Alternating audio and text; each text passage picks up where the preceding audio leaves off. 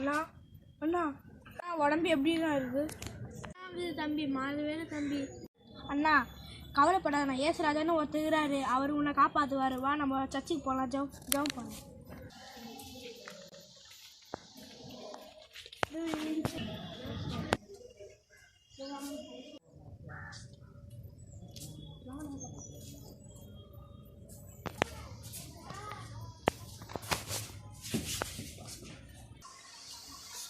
தம்பி என்னப்பா ஆச்சு?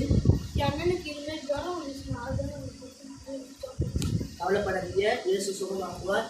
ஆண்டவருக்கு ஜெபம் பண்ணிட்டு வீட்டில் போயிட்டு பாருங்க, உங்களுக்கும் சந்தோஷமாக மாறும். கதை சொல்லுவது நிச்சயமாக உங்களுக்கு சுகமாகும். சரியா?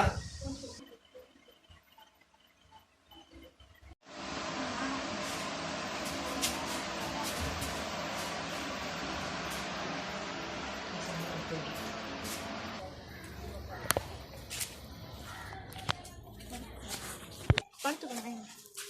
நீ பார்த்து